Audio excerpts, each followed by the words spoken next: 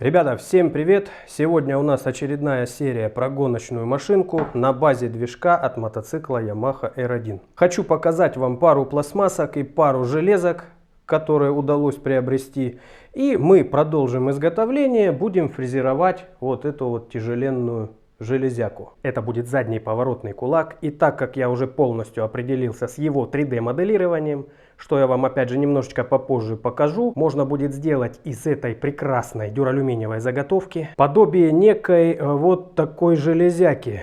Это аналогичная деталь, только ставится спереди болида, то есть это на переднее поворотное колесо.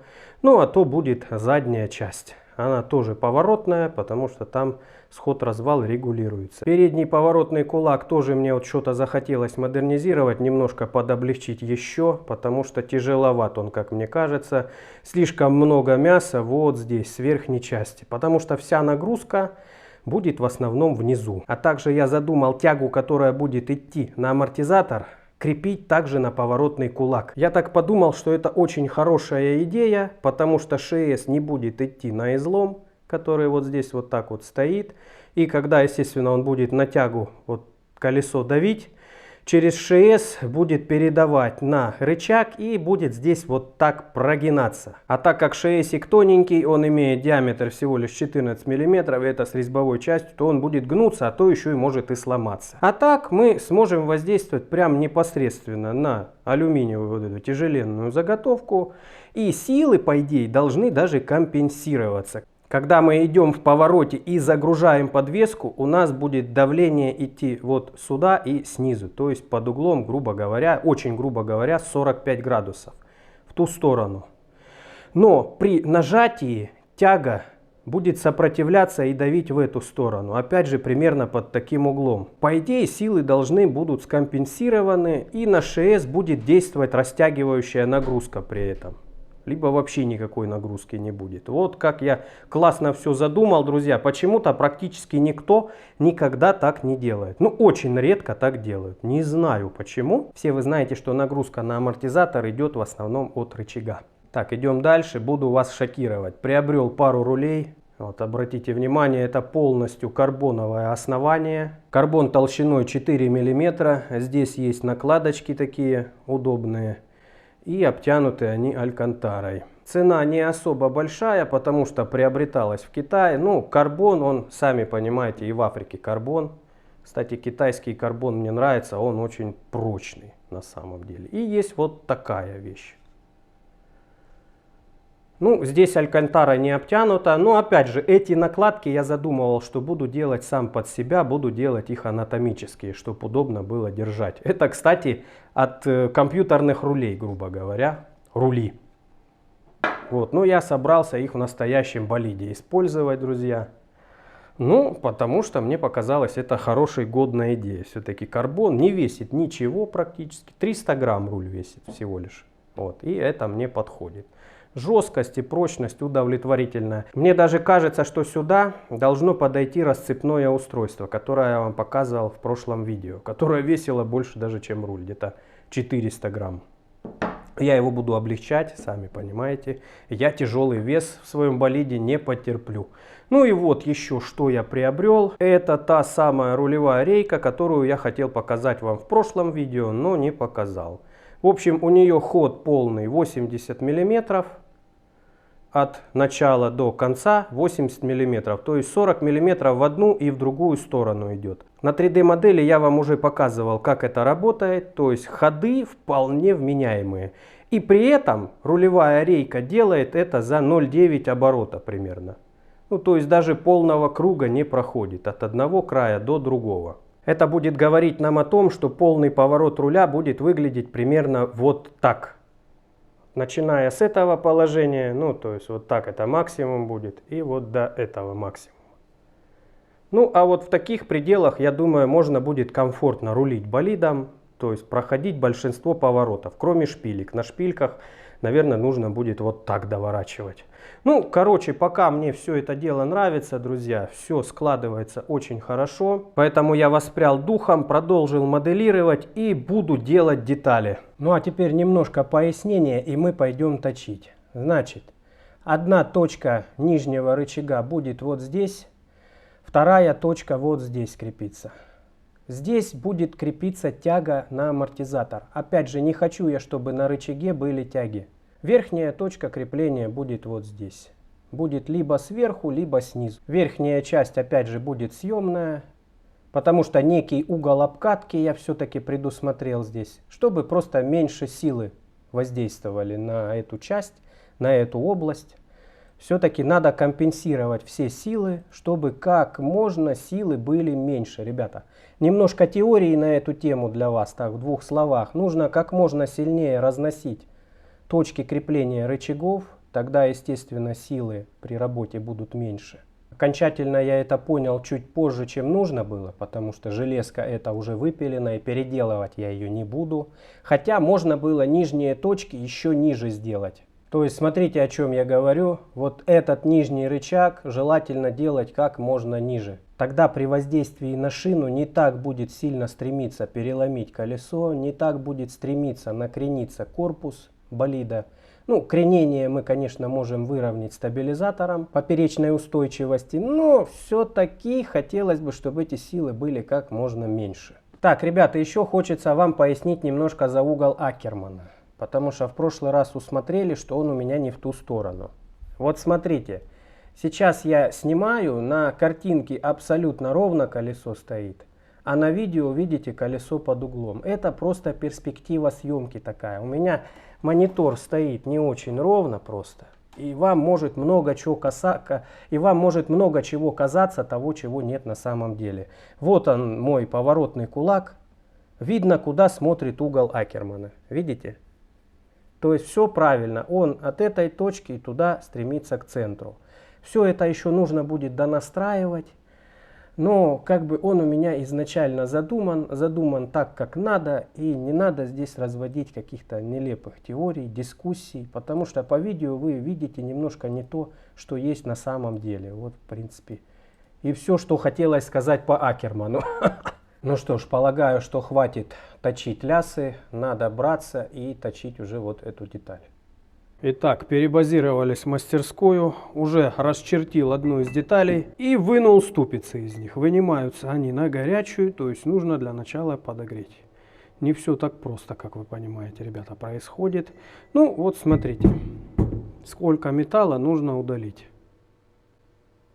Вот это все заштрихованное, плюс вот здесь вот так. Плюс здесь вот кучу пазов под наши рычаги замечательные, карбоновое будущее. Все-таки остановился на том, что буду делать карбоновые рычаги. Детальки весят по 3,5 килограмма.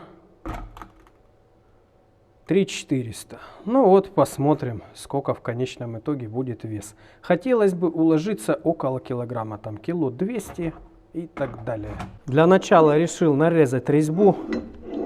Решил акцентировать ваше внимание, что нарезаю резьбу, можно сказать, вот так, на станке, ребята.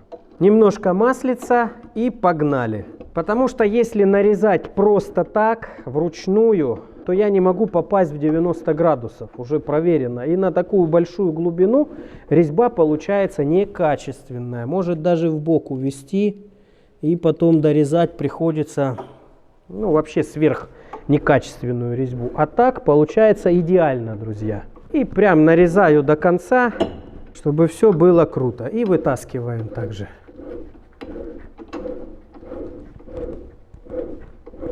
Деталь сложная, резьб очень много. И здесь нельзя ошибаться. Каждый болтик должен работать классно, четко. Маслица не жалеем. Специальное масло по алюминию использую. Ну вот, все 12 резьб готовы. Сделал даже небольшие колодцы, как обычно. Ну, то есть резьба начинается не сразу, а на некоемом небольшом, примерно 5 мм углублении. Так она лучше будет притягивать. Страшно представить, сколько можно этим набором нарезать резьб, потому что уже нарезал очень много. Американский набор, друзья, подарок от Алексея, работает просто восхитительно. Если нигде не угробить на каленом, либо на титане, работает и сноса нет. Я и на станочке резьбы восстанавливал и заново нарезал, и еще много где. Ну и в основном работаю, конечно же, по алюминию. Вот так называется. Наборчик Norseman Magnum. Как-то так называется. Но это для тех, кому интересно. Кто думает, что реклама, попробуйте, найдите такой. Потихонечку приближаемся к началу фрезеровки тех деталей, точнее полуготовых деталей, которые были сделаны год назад. Прошу обратить внимание, сколько уже добра на столе. Начинал я с чистого стола, ну, кроме вот этих дальних вещей. А сейчас все это дело выглядит вот так, ребята. Ну что ж, посмотрим, как оно будет выглядеть в середине и, может быть, в конце фрезеровки. Если не забуду заснять это дело. То есть посыл в том, что здесь будет очень много всего, вы себе даже не представляете. Видите, уже ключи пригодились, уже бормашинка пригодилась, это я точил. Вот эту фрезу уже даже начал пытаться ей фрезеровать, но ей, как говорится, не получилось. Слишком у нее маленькая жесткость, большой вылет. Поэтому подзаточил другую фрезу и будем пытаться с помощью нее снять основной слой металла. Итак, поехали. Правда, НГФ такой хитрый станок, на нем очень сложно показать работу, ибо практически все как-то в невидимых местах происходит. Вертикально-фрезерный в этом плане гораздо лучше. И я думаю, когда мы соберем мой станок, будет гораздо проще вам показывать работу, друзья.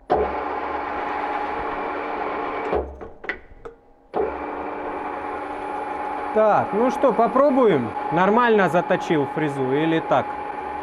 О, мягенько берет, классно. Ой, какая роскошь, ребят. Хорошо заточил фрезу. Вообще песня.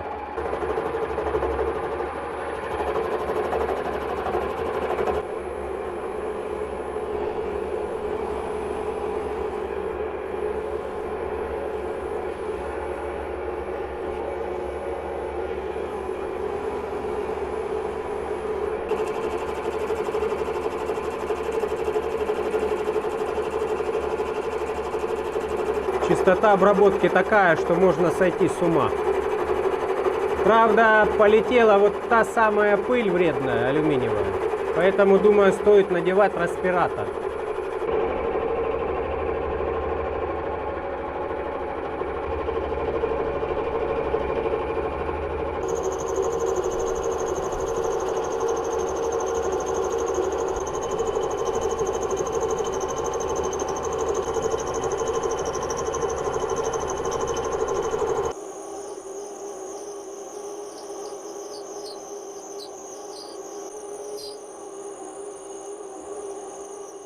Прошло около суток, и вот такой мы вот на данный момент имеем рабочий стол. Понадобились опять же КМДшки мне, естественно, весами все время пользуюсь.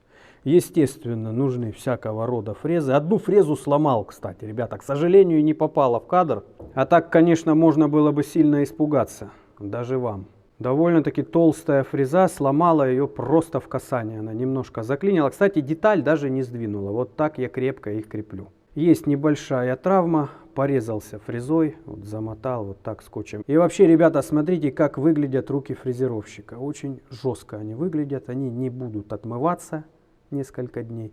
Ну, что делать? Все для работы, все для болида. Пускаю сейчас все силы, будем делать, будем создавать. Уже, так сказать, есть полуготовые результаты. Ну, на самом деле, процентов 40, наверное, вот так я даю. Ну, самое главное, что на этой детали я сделал все точные карманы. То есть вот это имеет точно, здесь ШС будет. Вот эта вещь тоже точная должна быть. Ну, правда, здесь не доделано чуть, но то не страшно. Главное, что вот это место, оно точное. И здесь будет ШС. Вот, будет 3 ШС снизу. Все очень точно сделано, очень классно. Научился делать фаски. Ну, точнее, как научился. Сделал фрезу, чтобы можно было их создавать. Вот видите, такие довольно-таки симпатичные кругленькие фаски получаются. Надо будет ее дооблегчать, потому что сейчас она весит 1800 грамм. Это очень круто, потому что я рассчитывал на 2 килограмма. То есть у меня все записано, все мои веса. И там я посмотрел 2 килограмма аж целых, а я уже выхожу из лимита. То есть в плюс иду, в роскошь, так сказать. Это круто на самом деле. Здесь еще будут сверлиться отверстия. Много штук, чтобы крепить ШС, здесь, здесь, здесь. Также здесь будут сверлиться отверстия. Правда, вот сюда блямбу некую надо будет делать. Она тоже добавит вес. Ну, я думаю, мы здесь еще облегчим грамм на 200-300, как минимум. Потому что уж очень хорошо пошло дело. Видите, кармашки такие создаю. Все ради облегчения, ради минимального веса. Побеждает тот, у кого тачка весит меньше. Это давно все знают. Намолотил уже 2 ведерка стружки. Ну, стружка легкая, ребята, пушистая. Правда, девать ее некуда, придется выкидать. Даже дед мой металлоломщик, вот тут знаменитый, который забирает у меня всю эту стружку, он не может ее сдать никуда. Он ее, так сказать, на хранение берет. А вдруг когда-то, наверное, станет ценной. Может, она дороже золота станет когда-то. Ну, короче, подметаюсь, тут все везде летит. Убираюсь, стружечку складываю, а потом на выброс. Итак, друзья, хочу вас обрадовать. Этап экстремального облегчения завершен. Теперь уже остается финишная шлифовка. Но чтобы ее доделать, надо просверлить отверстие. Чтобы понимать, где дальше облегчать, надо сделать отверстия и вокруг них уже облегчать окончательно и феноменально, можно даже так сказать. Я думаю, стоит начать сверлить сверху, но для этого нужно сделать 2 детали, которые, собственно, здесь и располагаются и прикручиваются этими отверстиями. Сфоткал на телефон размеры, вот то, что мне надо. Оказалось, что в хозяйстве у меня есть вот такая плита дюралевая, дюраль D16T, высококачественный. По ширине, что самое интересное, она практически подходит. Чуть-чуть шире на пару миллиметров, припуск, так сказать, на финишную обработку. Поэтому сейчас я на пиле ее распилю.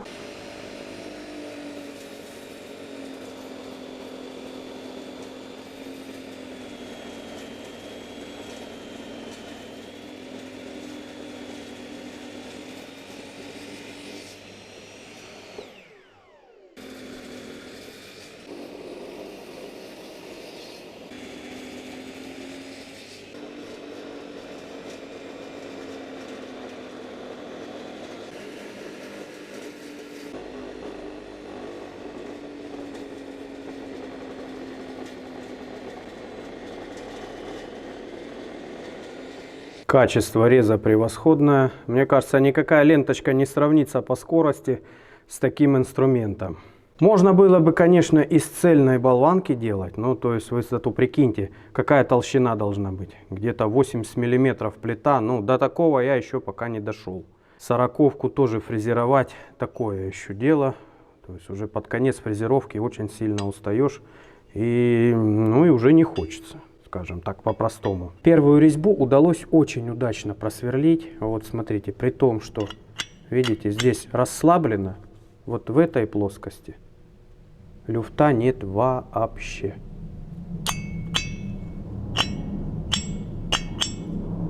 То есть настолько плотно вот здесь получилось, что просто аж не верится. Ну, ребята, именно поэтому я все делаю по месту. Видите, у меня детали все разные получаются. Ну, то есть вот это от этой отличается немножко. Но зато они абсолютно четко прилегают к своей родной, родительской детали. Это очень классно и очень важно. Сейчас я болт закручиваю. Болт титановый, кстати. Вот. И мы сможем сделать вот это отверстие. Уже, так сказать, в закрученном состоянии. Я еще, наверное, струбцинкой притяну. Вот здесь подсожму. Ну, короче, все, так сказать, во благо качества и надежности. Хоть это и неудобно, но нарезаю опять же вот так. Все в сборе. Ну, ребята, так максимум соосности удается воспроизвести. Отверстие под нижний рычаг решил сделать на фрезере. Так, думаю, будет лучше, качественнее и точнее.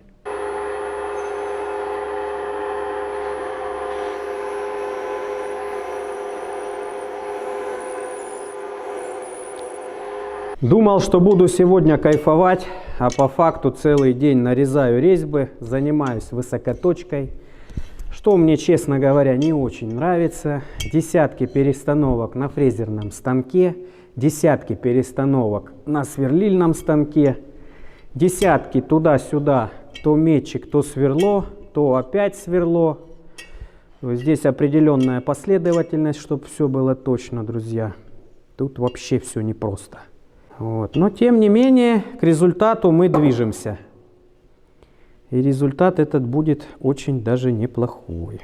Теперь, когда все отверстия готовы, можно выдохнуть. Друзья, красиво все получилось, все по фэншую, все супер. Остаются кайфы, доработать их и сделать красивыми, сделать облегченными. Ну, это то, к чему мы стремимся на моем канале, к совершенству. Главное, что отверстия четенько все получились. На первых кулаках, на вот этих, не все так круто было. Кое-что я там где-то в начале испортил, пошло немножко под углом, вот этот нижний болт, который отсюда должен выходить. Ну, я все-таки потом все поправил, изменил, увеличил диаметр, все получилось. Здесь же все уже сразу хорошо получается, что мне нравится несказанно, потому что получается растет скилл, растет опыт, и уже все получается с первого раза. Это уж извините. Ах! Готово, ребята! Целый год вот этому проекту, этим двум железкам. Ну, то есть разработка и изготовление. Обратите внимание, как сейчас выглядит стол. Показываю вам все инструменты, которые понадобились для изготовления этих кулаков задних. Резьбо-нарезной, всякие фрезы, сверла, зенковки. Но опять же, это еще не все. Показываю вам для того, друзья, чтобы вы не думали, что все так просто, все так чистенько. Это вот сейчас я со стола уберу, буду вам показывать уже финишный результат. Тогда все, ничего лишнего не будет лежать, ни стружечки, все будет красиво. Все будет так, как многие из вас любят, то есть легко. Я же топлю за то, что работа очень трудная и очень трудно что-либо сделать. Поэтому надо ценить ручной труд. Здесь будет крепиться нижний рычаг на 14-м ШСе. Здесь будет на 12-м ШСе крепиться тяга на амортизатор. Рядом будет крепиться тяга, которая будет идти от нижнего рычага, чтобы регулировать схождение, то есть которая будет препятствовать провороту колеса. Ну а сверху, естественно, будет крепиться верхний рычаг на 12-м ШСе. Самый мощный ШС будет вот здесь, диаметром 14 мм. Чтобы вы почувствовали разницу, вот вам визуальный пример 14 и 12. У меня на этом все. Кому было интересно, подписывайтесь на канал, поддержите лайком. Всем пока, до новых встреч.